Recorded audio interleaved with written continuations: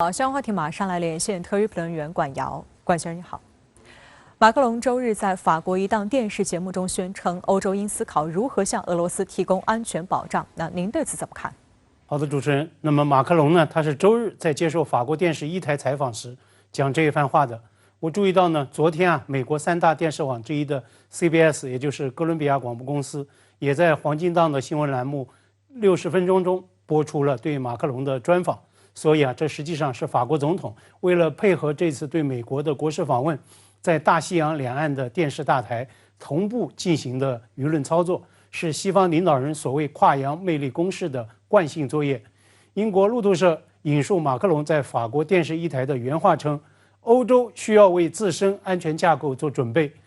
俄罗斯回到谈判桌那一天，欧洲也要思考应该如何向俄罗斯提供安全保障。我也注意到马克龙在60分钟中呢，也就乌克兰危机的相关表述，他呢强调不应该孤立俄罗斯总统，声称愿意保持和普京的直接接触以及常规对话。马克龙就说 ：“I believe that the best way to re-engage is to preserve this direct channel。”我认为对俄罗斯恢复接触、保持直接沟通才是最佳的一个方式。实际上，马克龙此次访美的一个最重要的议程就是讨论俄乌冲突，协调与美国的立场。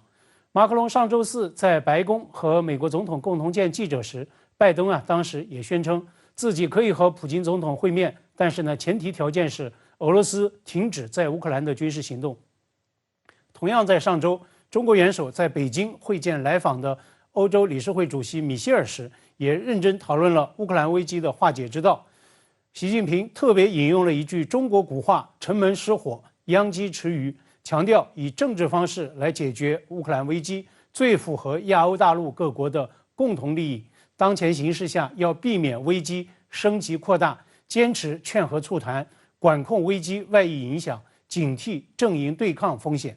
我认为对法国元首的最新表态，也只有放到推动政治解决乌克兰危机的这个语境之下，才会做出完整、全面、不偏颇的理解与把握。一定程度上，马克龙的这一表态触及到了这场危机的根本性的问题，也就是俄罗斯与越发逼近的北约组织能不能和平共处。未来的欧洲安全架构必须要对俄乌共处拿出各方接受的方案。马克龙的思路就是要向俄罗斯提供安全保障。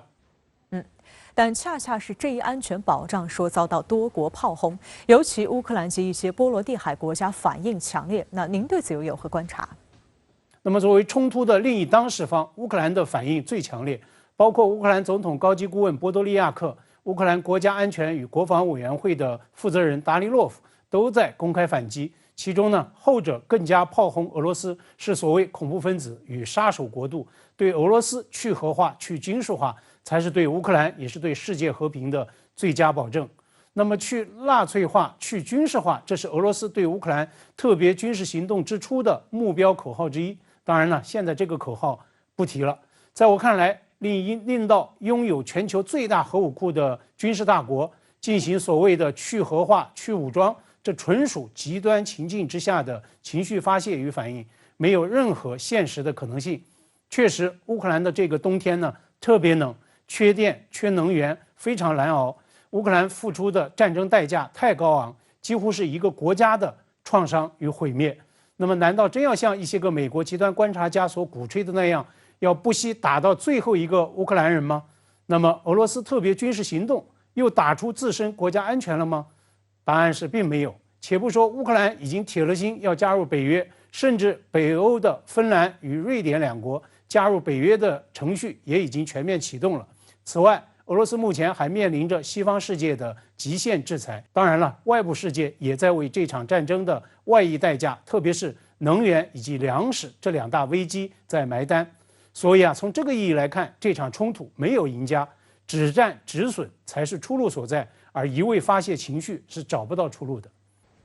那在您看来，俄乌危机能否找到止战止损之路呢？从俄乌冲突的最新态势来看，双方正在陷入新的僵局，交战双方都无法也无力让战场进程出现根本性的转折，甚至西方世界也正在陷入到对乌克兰的战争疲劳，或者说是援助疲劳。印度总理莫迪在上合峰会期间与俄罗斯总统普京会晤，曾经当面直称说，现在已经不是战争解决问题的时代的。1个多月之后呢，这样一个表述写进了巴厘岛 G20峰会的宣言，这被印度官方视作是本国重大外交成就之一。但是这一定程度上，我认为呢，也代表了国际社会的共同心声。安全保障当然是大问题，俄罗斯需要安全保障，乌克兰以及其他的主权国家同样需要安全保障。但是呢，在讨论这一重大议程之前，当务之急还是要实现停火止战，要回到谈判桌。拜登说，与普京会晤的前提条件是停止冲突，而俄方的回应是要接纳乌克兰相关地区公投入俄的这一现状。对此呢，美国副国务卿努兰上周末在访问乌克兰期间就炮轰说，这表明俄方根本无意谈判。我认为这不是劝和促谈的建设性的态度，或者说美方的底线就在于当下根本不乐见俄乌谈判。毕竟法国总统马克龙昨天也在60分钟电视节目中吐槽，美国固然是法国的安全伙伴，但是呢，美国卖给法国人的天然气价格是卖给本国人的6倍，这难道是所谓的战争溢价吗？好，谢谢广尧先生在线和我们分享您的观点，谢谢。